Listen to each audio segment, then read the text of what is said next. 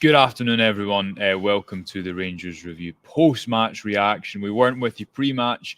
We are with you post-match to discuss a Rangers win. Didn't look like it was always going to be that way. Rangers, I think, a hard-fought 2-1 win in St Mirren is a pretty fair description of it. Philippe Clement, Chris said it wasn't sexy. That was his description of the game, and I think that was quite diplomatic of elements of the performance, but Rangers did find a way to win. They needed to.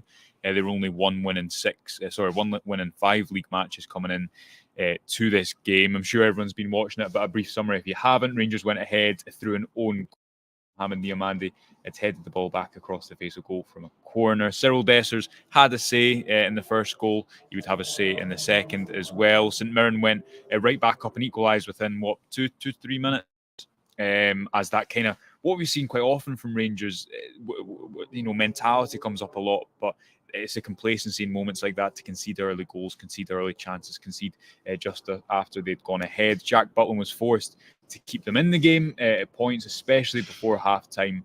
And then just as I think you were starting to think, Chris, that this was Rangers' title race over, it was a real moment of quality, finished off by Cyril Dessers to see Rangers return to winning ways. We'll get into comments, so do get your comments in, folks, if you are watching. Thanks to everyone who is joining us. A reminder as well, one more day to get a fantastic deal, £1 for 6 months on the Rangers Review and be entered into that signed shirt, 94.95 shirt signed by Gaza and Coisty. But Chris, to the game, what stood out to you? How do you sum it up as Rangers don't maybe have completely the performance, but the most important thing today was always going to be the result? 3 points. That's all that really matters for Rangers. I think performance-wise, it wasn't great. A number of players again not really at the level required, but it's a victory. The manager spoke about that post-match. It's another 4 of them puts us in a good position. 5 of them potentially puts you as treble winners. So there's a lot to be excited about in terms of what could lie ahead.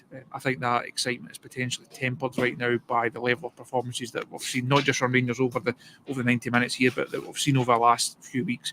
They're not in good form. They're not great to watch, but they had to grind out a result. They had to do here what they couldn't do in the Old Firm game. They had to do here what they couldn't do in that double header against Ross County and Dundee. They had to find a way to win the game.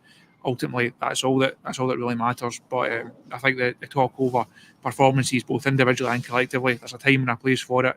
Immediate after this one, the manager said it himself. It was just all about the victory. Yeah, and outcome impacts the kind of narrative, doesn't it? Because had that game ended 1-1, then rightly we'd have been sitting here saying, do you know what, Rangers lacked urgency. They didn't play like a team that were chasing a title. And there was plenty of elements of that performance that I thought were what we've seen in recent weeks, ever since the Motherwell defeat at home that Rangers suffered, Chris, which was they kind of start at a pace which leaves them a bit open and vulnerable. They struggle to control games, I think, at times because of their style, but also because of the number of injuries they have in key positions. There is a complacency that can set in at points. I don't know what other word there is to use, such as the goal they conceded after going ahead. But they didn't. They found a way to come back. They found a way to win. Some of the a bit more the kind of spirit that we maybe saw before this run of 5 games. I want to start by talking about Jack Butland, because I think that the only reason Rangers were in the position was because of a couple of saves he made. Jim McCarroll, good friend of the show, says a nervy performance, but 3 points nonetheless. Thank goodness for Big Jack. A world-class save in the first half. Kevin says any other Rangers goalie, this game was over by half-time. Quite a few other Rangers, good Rangers goalies apart from Jack Butland in history, but I agree with the point that Kev is making. Let's start with Butland, Chris, because I think you're right. There was elements of the performance that we'll pick the bones out of in the week coming up, but Rangers have won, and that's the most important thing to come out of today. Those 2 saves in particular by Jack Butland, and I think the one just before half-time, because that felt very much to me like the Ross County game, where Rangers were ahead, and they were ahead without playing great, and it was an own goal from a set-piece, so strikingly similar. And then the opposition scored, and it was almost that quick-fire double again from the opposition. If St Mirren had gone in 2-1 ahead at half-time, they're a difficult side to break down at the best of times, and Rangers weren't creating many chances. Today, the story of the season is that Butland has made big saves and big moments, and if Rangers are to win any more trophies, he'll have had a huge say in them getting there. we were just talking before we came on there about the Rangers Player of the Year event that's on tonight, and for me, Jack Butland deserves to go home with that particular prize. If he had not been the Rangers goalkeeper this season, I don't think we're even contemplating a title race at this stage of it. It's easy just to think back to the last few weeks as the title race has ebbed and flowed, and you think about the Celtic game, obviously, and the Motherwell defeat and that type of thing. It's easy to pinpoint and focus on these games, but so many stages earlier on in the season, Butland just been such a huge presence for Rangers, keeping them in games, even games that they may well have gone on and won 2 or 3-0 or won fairly comfortably. There's been big moments in these games that Butland has really come to the fore, and that save at that end, it was just another one, point blank. How he managed to get a hand out and get it away, no idea, but thankfully he did. And I say the manager also referenced that post-match as well. And you think about the quality at the other end, across from Tavernier, the header from Dessers, huge moment, big celebrations. But in the grand scheme of things, that save from Jack Butland, as you say, could be just as defining. If Rangers go in behind, it's a long way back. And you don't have the faith that this Rangers side would be able to come back from a moment like that. It would have changed the reaction from the fans, it changed the manager's team talk, changed the mood amongst the players individually and collectively as well. So I don't think you can underestimate just how big a save that was. Yes, very good at football, isn't he? Tunnock says Butland saves a few and Tav clearance off the line at the end, another 3 points, but very unconvincing for the title run-in. Mac, a good friend of the show. Afternoon, guys. We're grinding out results which won't help the goal difference, but we have to keep going and hope for slip-ups elsewhere. Yeah, and it's important to obviously not brush over the performance, Chris. And I thought a lot of elements of it weren't great. I can see a comment, if I can find it just up here, that was speaking about the performance of Todd Cantwell. William saying, did you expect Cantwell to show up today after last Sunday, Josh? Well, I don't think it was a vintage performance from him.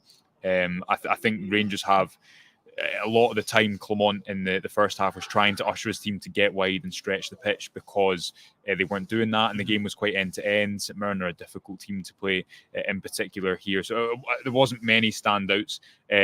One, well, I don't even know if it was a standout, but his goal made him a standout, with Cyril Dessers.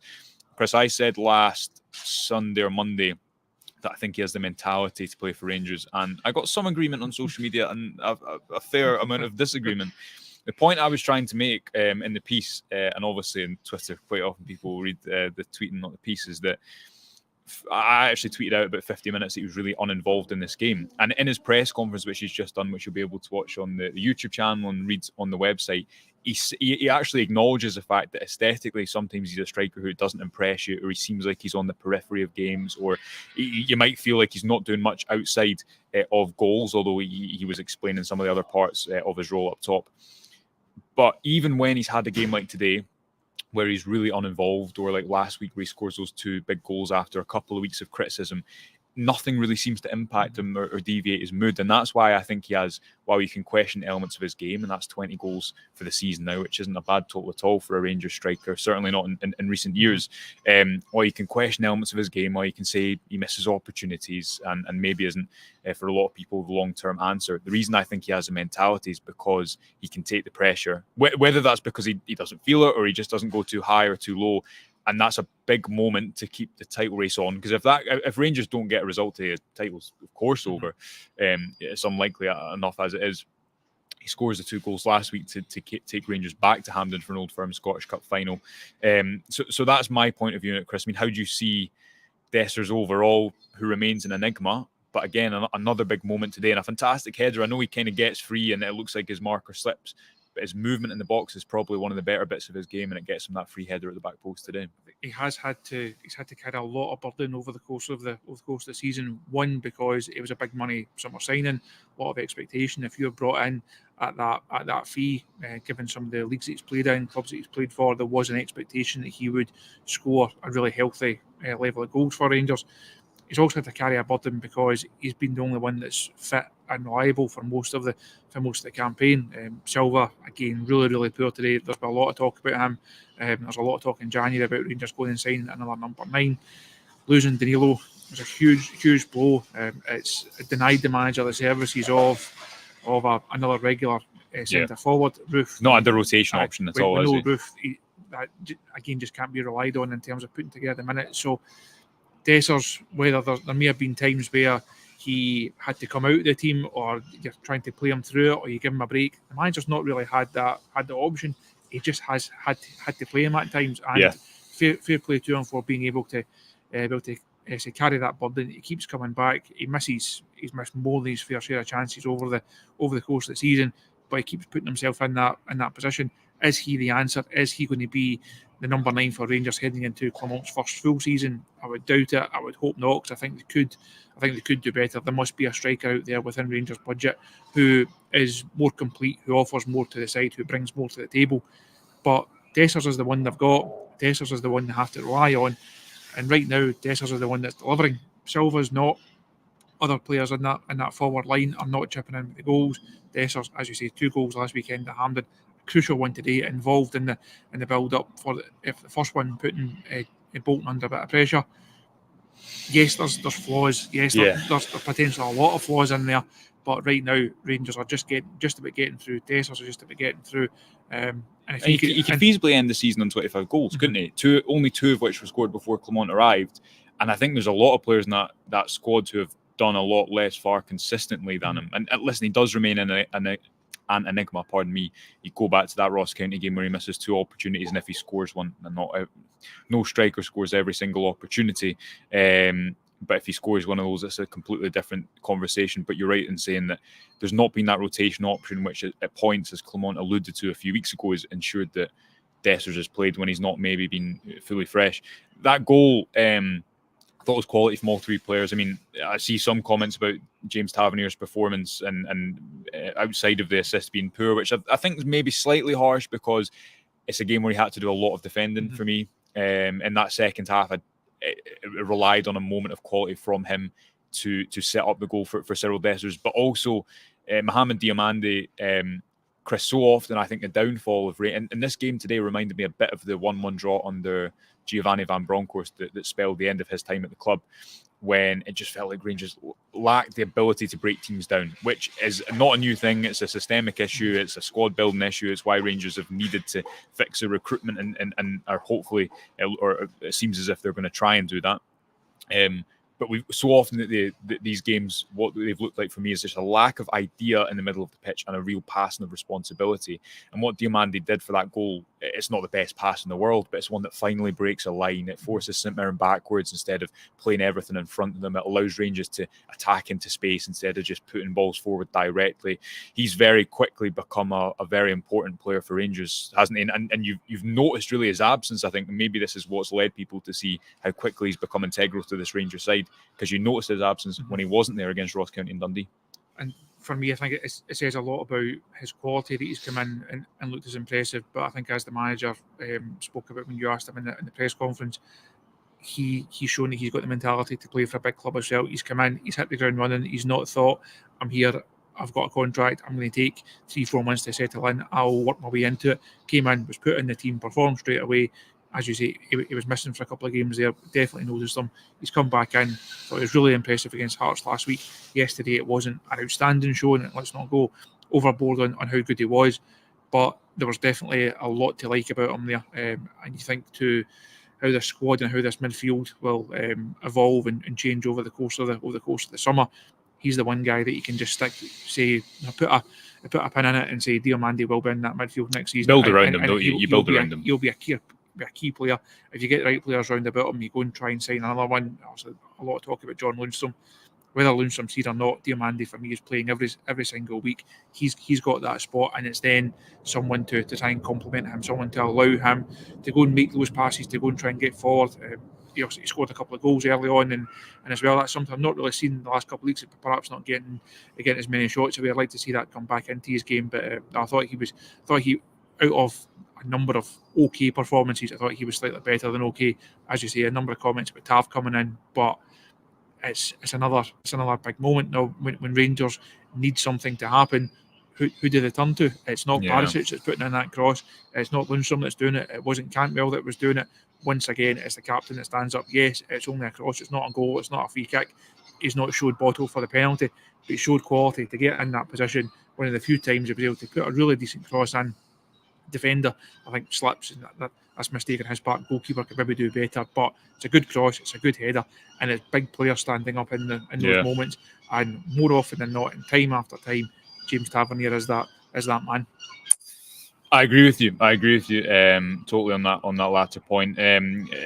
Tech saying Dessers is never hid. He's the only only fit striker. Can't get that comment to come up. We've had all season, and I know he's missed a lot of sitters, but without his goals, we'd be finished. I think that's pretty fair. So to summarise, Rangers 2, St Mirren 1. Rangers get an important win in the Scottish Premiership. Still questions, I think, undoubtedly, but a very important win today.